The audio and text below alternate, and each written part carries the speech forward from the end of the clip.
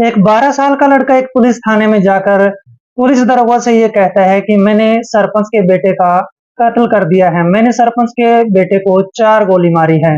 लेकिन पुलिस वाले यकीन करने की बजाय उस पर हंसने लगते हैं क्योंकि उस लड़के की आयु महज 12 साल की थी और छोटा सा अधमरा सा दिखने वाला लड़का ये कैसे कत्ल कर सकता है। इस तरह से वो सारे पुलिस वाले उस पर हंसने लगते हैं। दरअसल दोस्तों ये घटना है हरियाणा राज्य के पानीपत जिले के एक छोटे से कस्बे की। उस कस्बे का नाम था उचाना और उचाना में एक रामवीर सिंह के पास 2 बच्चे थे। एक बच्चे का नाम था श्याम सिंह जिसकी महज उम्र 12 साल थी और लड़की का नाम सुनीता था जिसकी आयु कम से कम 16 साल के आसपास है। श्याम सिंह अभी 7वीं कक्षा में पढ़ता था और सुनीता अभी 10वीं कक्षा में पढ़ती थी और स्कूल जो है मात्र घर से 1 किलोमीटर की दूरी पर था। हर रोज दोनों बच्चे स्कूल में पढ़ने जाया करते थे और स्कूल से 2 बजे के आसपास हर रोज छुट्टी हो जाया करती थी। जैसे ही वो घर पहुंचते थे, अपनी पढ़ाई लिखाई खत्म करके दोनों बच्चे अपने कामों में व्यस्त हो जाते थे। श्याम सिंह का पिता एक रिटायर्ड आर्मी ऑफिसर होता है और आजकल वो अपने खेत में कामकाज करता है, यानी कि वो खेती बाड़ी का काम करता है। जैसे ही अगली सुबह होती है, श्याम सिंह और सुनीता दोनों भाई बहन स्कूल के लिए तैयार हो जाते हैं। लेकिन अचानक ही श्याम सिंह के पेट में दर्द हो जाता है और वह अपने पिता राम सिंह को कहता है कि पिताजी आज मेरे पेट में दर्द है इसलिए मैं स्कूल नहीं जाऊंगा। इस तरह से सुनीता स्कूल के लिए अकेली निकल पड़ती है और वो अपने स्कूल में चली जाती है। इस तरह से तकरीबन 2 बजे के आसपास सुनीता की छुट्टी होती है और सुनीता अपने स्कूल से घर के लिए निकलती है।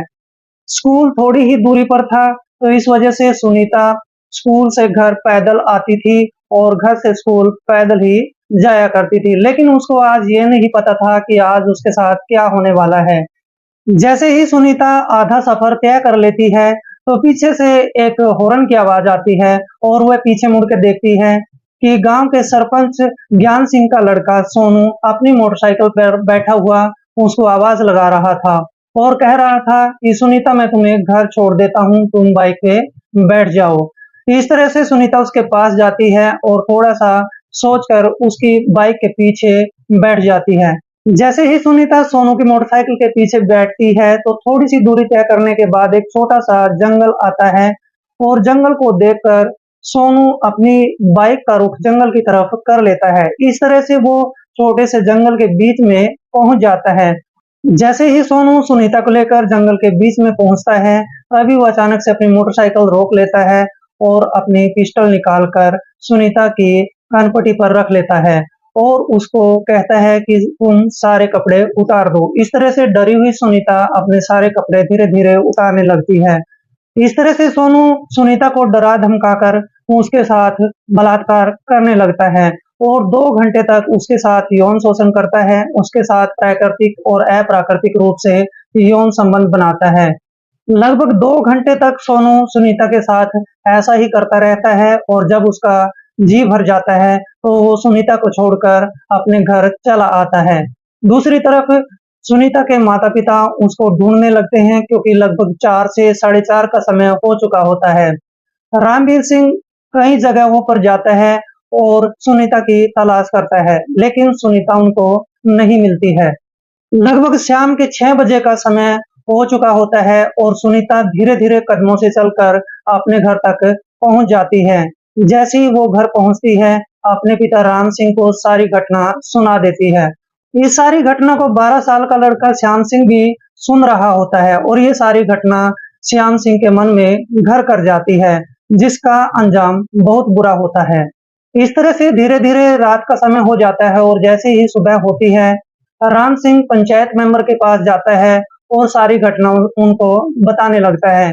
इस तरह से 10 बजे के आसपास पंचायत बिठाई जाती है और वहां पर ज्ञान सिंह के लड़के सोनू सिंह को भी बुलाया जाता है। इस तरह से पूरी पंचायत दोनों पक्षों की बातें ध्यान से सुनती है। सुनीता का पक्ष भी रखा जाता है और सोनू भी अपनी बातें बताता है। लेकिन सोनू एक झूठ बोलता है। वह कहता है पूरी पंचायत को कि मैं यहाँ पर कल था ही नहीं, मैं तो किसी कामवश अपने गांव से बाहर गया हुआ था। इस तरह से पूरी पंचायत सोनू का ही पक्ष लेती है क्योंकि सोनू एक बिगड़े और दबंग सरपंच का लड़का था। इस तरह से पूरी पंचायत ज्ञान सिंह के फेवर में ही बात करती है, यानी कि सोनू के पक्ष में ही जाती है। और जैसे ही पूरी पंचायत एक नतीजे पर पहुंचती है, नतीजा यह निकाला जाता है कि सोनू वहां पर सच बोल रहा है और सुनीता झूठा आरोप लगा रही है। आखिरकार पंचायत सोनू के पक्ष में ही चली जाती है और सोनू का पक्ष लेते हुए पंचायत को वहीं पर बर्खास्त कर दिया जाता है। लेकिन राम सिंह वहां पर ठहरने वाला नहीं था। जैसे ही वो पुलिस स्टेशन में जाकर इस पूरे घटनाक्रम को सुनाता है, तो वहां के जो दरोगा होते हैं वो भी दबंग सरपंच सिंह के बेटे सोनू का ही पक्ष लेते हुए कहते हैं कि जब इस बात पर पंचायत बिठाई गई है तो पंचायत ने जो फैसला लिया है वो सही है और सटीक है। राम सिंह दरोगा बाबू की बातें सुनकर अपने घर लौट आता है। जैसे ही राम सिंह घर लौटता है तो उसका लड़का श्याम सिंह पूछता है कि पिताजी वहां पर पुलिस स्टेशन में क्या हुआ है। इस तरह से राम सिंह अपने बेटे को कहता है कि यहाँ पर जो अमीर लोग हैं सिर्फ उनकी ही चलती हैं, गरीब लोगों की पुकार कोई नहीं सुनता है। इस बात से भी श्याम सिंह के दिमाग पर गहरा असर पड़ा था। और जैसे ही अगली सुबह होती है, दोनों बच्चे फिर से स्कूल के लिए तैयार होते हैं और श्याम सिंह जैसे ही एक कमरे में जाता है, वहां पर देखता है कि उसके पिता की वहां पर एक पिस्तौल रखी हुई थी और पास में ही उसकी गोलियां भी पड़ी थी। इस तरह से श्याम सिंह उस पिस्तौल को उठा लेता है और उसमें गोलियां भी डाल लेता है और उनको डालकर अपने बैग में रख लेता है। जैसे ही दोनों बच्चे स्कूल के लिए निकलते हैं, तो बीच रास्ते में जाकर श्याम सिंह अपनी बहन सुनीता को कहता है कि मेरे पेट में दर्द है, इसलिए मैं स्कूल नहीं जाऊंगा, तुम अकेली स्कूल चली जाओ। और इस तरह से सुनीता फिर से स्कूल चली जाती है। लेकिन श्याम सिंह अपने घर वापस नहीं लौटता है, वह पूरे गांव में सोनू सिंह की तलाश करता है। जैसे ही वो लड़का अपने चाचा बहादुर को पूछता है कि तुमने सोनू को कहीं देखा है, तो उसका चाचा बहादुर श्याम सिंह को बताता है कि सोनू नहर पर गया हुआ है। इस तरह से श्याम सिंह नहर पर ही पहुंच जाता है और वहां पर देखता है कि सोनू नशे में, यानी कि शराब के नशे में धुत है। इस तरह से श्याम सिंह सोनू के पास चला जाता है और सोनू को बहुत ज्यादा नशा हो जाता है। जैसे ही वो नदी के किनारे पर लेट जाता है, उसी टाइम श्याम सिंह अपने पिता की लाइसेंसी पिस्तौल निकालता है और उसको 4 गोलियां मार देता है। और 4 गोलियां मारने के बाद वो पुलिस स्टेशन पहुंच जाता है और पुलिस स्टेशन में जाकर दरोगा बाबू को कहता है कि मैंने ज्ञान सिंह के बेटे सोनू सिंह को 4 गोलियां मारी है। और इस तरह से पुलिस वाले उस पर हंसने लगते हैं, उसकी बातों पर कोई यकीन नहीं करता है। इस घटना को अभी 20 मिनट का समय हुआ था और दबंग सरपंच ज्ञान सिंह जैसे ही पुलिस स्टेशन पहुंचता है, वहां पर देखता है कि पहले ही 12 साल का लड़का जो है श्याम सिंह पहले ही आकर पुलिस में बैठ गया था और पुलिस वालों को उसने सारे बयान भी दे दिए थे।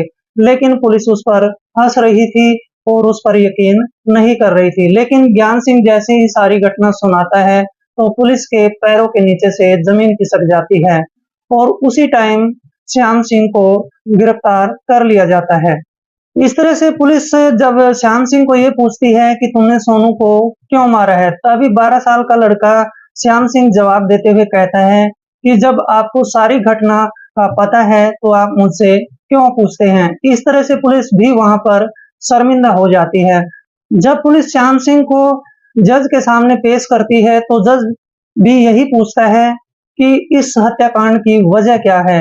जैसे ही पूरी सच्चाई जज के सामने आती है, तो जज की आंखों से भी आंसू निकल पड़ते हैं और इस तरह से श्याम सिंह को बाल सुधार गृह में भेज दिया जाता है, कम से कम 5 साल के लिए। और जब तक वो बालिग नहीं हो जाता है, श्याम सिंह को बाल सुधार गृह में ही रखने की हिदायत दी जाती है। दूसरी तरफ सुनीता अभी उस घटना के सदमे से बाहर निकल नहीं पाई है और धीरे धीरे उस सदमे से उसको निकलने में समय लगेगा। अगर पंचायत ने उस समय सही निर्णय लिया होता तो आज ये घटना न घटती। दोस्तों, इस घटना को सुनाने का मेरा मकसद किसी का दिल दुखाना नहीं है, आपको सिर्फ सतर्क और सचेत करना है, आपको जागरूक करना है। मिलते हैं नेक्स्ट वीडियो में और किसी नेक्स्ट घटना के साथ। तब तक के लिए जय हिंद, वंदे मातरम।